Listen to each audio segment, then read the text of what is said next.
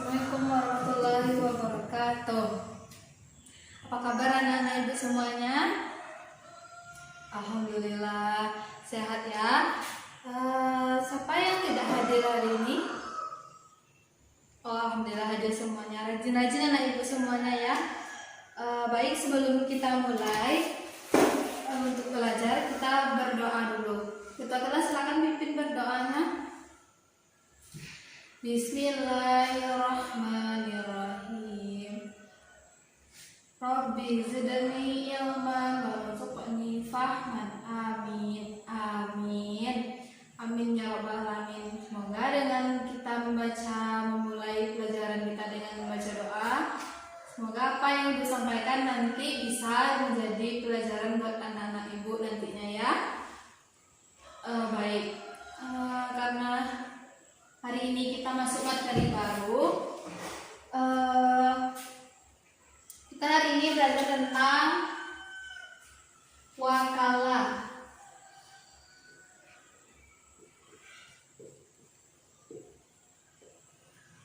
Nah, dari anak-anak ibu semuanya, siapa di sini yang tahu apa itu wakalah?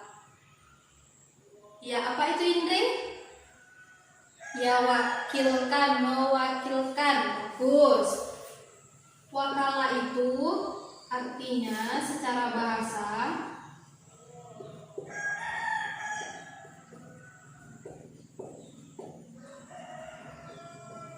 seperti yang dikatakan oleh Indri tadi, yaitu mewakilkan.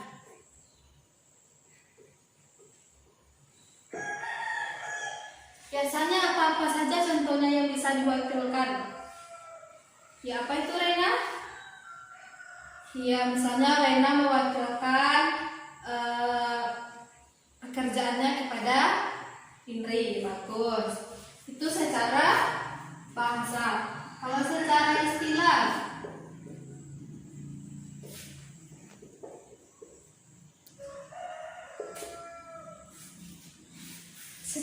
apa?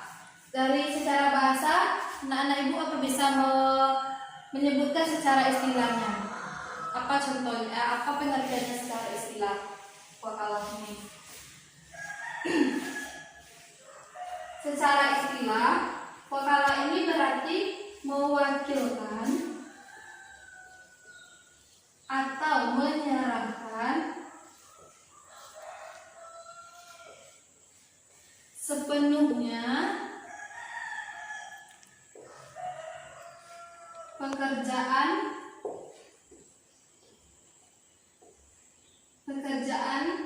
kita kepada orang lain.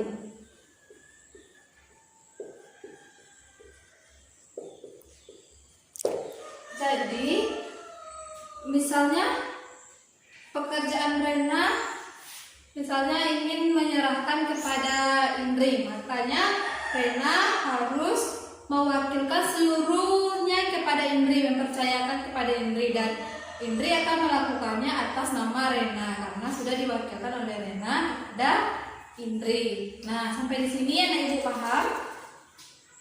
Bisa dipahami? Baik. Selanjutnya tentang hukum wakalah.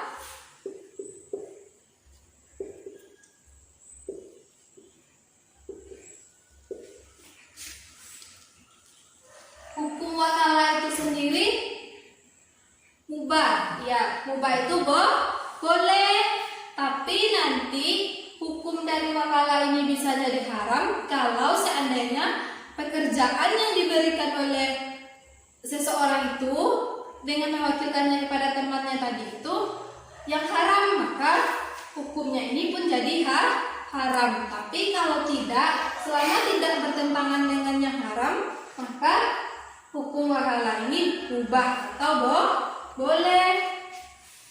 Nah, selanjutnya yaitu rukun dan syarat dari wakalah ini.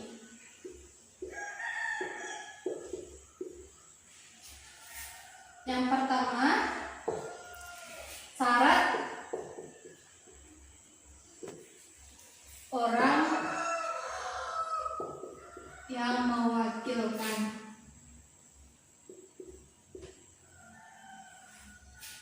Syarat orang yang mewakilkan ini berarti harus orang yang benar-benar dalam mempunyai wewenang terhadap suatu pekerjaan tersebut. Berarti memang dia yang memiliki hak dan wewenang atas pekerjaan itu, bukan pekerjaan orang lain. Maka dia boleh dikatakan sebagai orang yang bisa mewakilkan. Yang kedua, syarat orang yang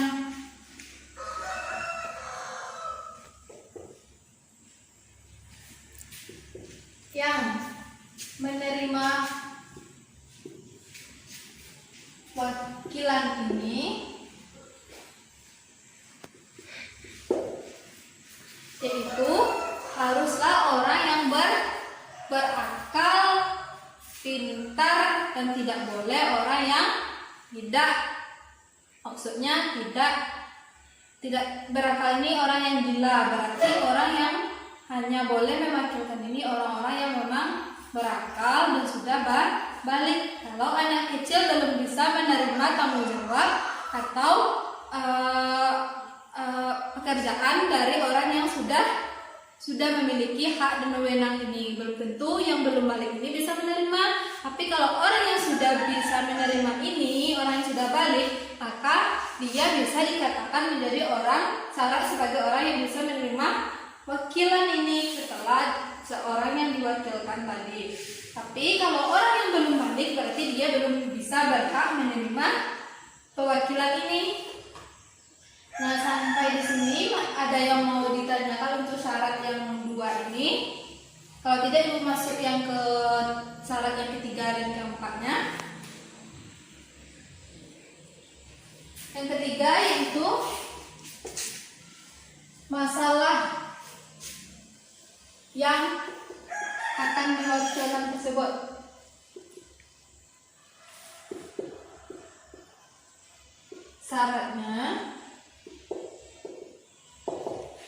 Syarat dari masalah yang akan diwakilkan kepada orang ini harus saja jelas masalahnya, jelas bentuk masalahnya. Kalau tidak jelas bentuk masalahnya, maka orang yang menerima ini juga tidak akan tahu apa yang akan dijalankannya. Ya, bagus. Selanjutnya, syarat dari akad atau ijab qabul. Ada ijab qabul, ikrar dari yang harus diucapkan oleh orang dari kedua belah pihak ini.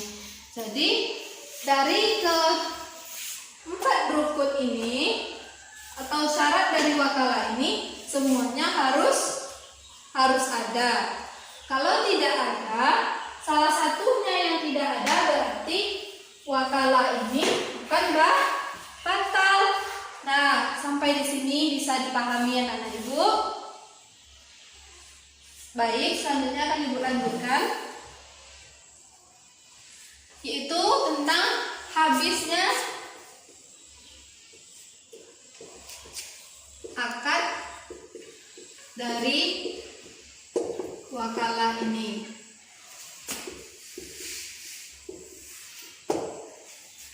Kalau habisnya akad dari wakalah ini, apa contohnya? Misalnya, apa yang penyebab dari habisnya akad dari wakalah ini? Siapa yang tahu? Ya, apa itu, Indri? Iya, bagus. Salah satu atau salah satu pihak ini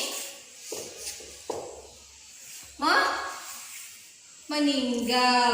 Berarti misalnya kalau antara Rena dan Indri yang sudah bersepakat tadi bahwa pekerjaan Rena akan dikerjakan oleh Indri, tetapi Indrinya meninggal, berarti wakalahnya, akadnya ini berarti batal. Berarti salah satu pihak meninggal dunia. Nah, selanjutnya yang kedua apa? Yang kedua, contohnya seperti apa? Ya, salah satu dari pihak ini, yang pertama tadi meninggal dunia, yang kedua gila. Karena tadi syaratnya orang yang menerima wakilan itu harusnya orang yang berakal, balik, pintar. Tidak boleh orang gila. Kalau salah satunya gila berarti akadnya tidak jadi, akadnya jadi batal. Nah, selanjutnya, baik, yang di sini akan Ibu hapus ya.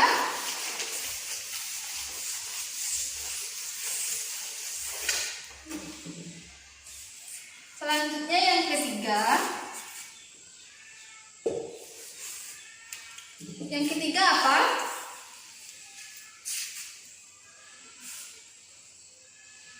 Ya, pemberi kuasa ini memutus secara sepihak atau keluar dari kepemilikan harta tersebut atau kesepakatan tersebut.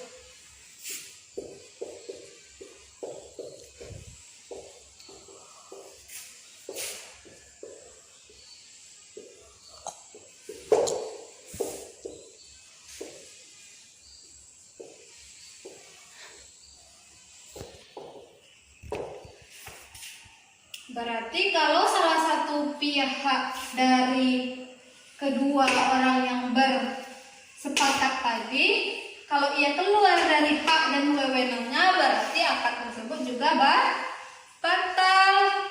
Baik, sampai di sini ada yang mau ditanyakan sebelum Ibu lanjut yang untuk yang terakhir, hikmah dan kaitannya dengan kehidupan kita sehari-hari. Jika ada, silakan. Baik, tidak ada. Selanjutnya hikmah dari wakalah.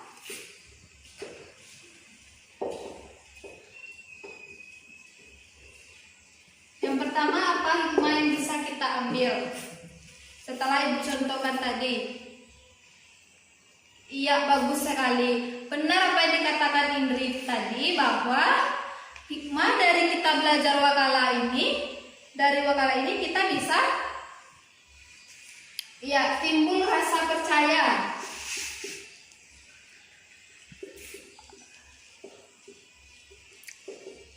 terhadap sesama kita.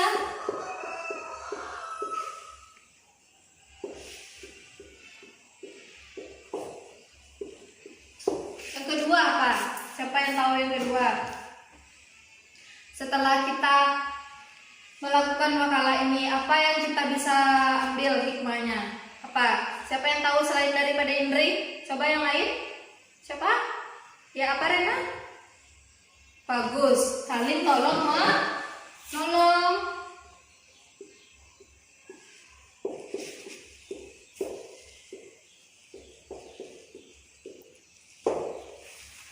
Nah, setelah Ibu jelaskan semuanya ini, apakah anak-anak Ibu bisa pahami apa itu wakalah dan rukun, syarat, serta hukumnya dan hikmahnya? Jika ada yang bertanya, silakan. Siapa yang mau bertanya? Kalau tidak, Ibu yang bertanya. Baik, Ibu akan bertanya. Nah, Rena, apa tadi itu pengertian dari wakalah yang setelah Ibu contohkan? Iya, bagus. Berarti wakalah itu mewakilkan. Itu secara bahasa. Secara istilahnya mewakilkan, menyerahkan segala kewajiban, hak dan wewenang kita kepada orang lain. Nah, orang ini yang akan bertanggung jawab atas apa yang sudah kita serahkan. Dia yang akan menanggungi semua yang kita lakukan. Nah, hukumnya tadi seperti Ibu jelaskan, itu mubah, tapi dia bisa haram kalau yang dikerjakan itu juga bertentangan dengan agama atau itu hal-hal yang berbau haram. Nah, setelah Ibu jelaskan ini, Ibu minta nanti untuk minggu depannya kita akan belajar tentang doman. Setelah wakalah ini ada tentang doman. Nah, Ibu pengen anak-anak Ibu semuanya cari materi tentang domain itu di rumah. Setelah itu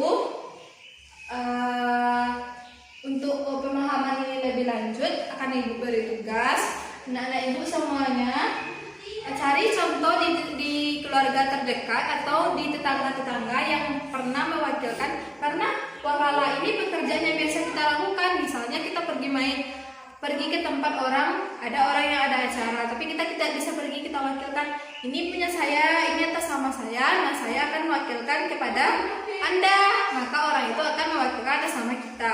Itu kan contoh salah satunya. Nah, Ibu pengen anak-anak Ibu bisa mencari contoh yang lain. Nanti minggu depan Ibu minta tugasnya. Ingat, tugas untuk minggu depan.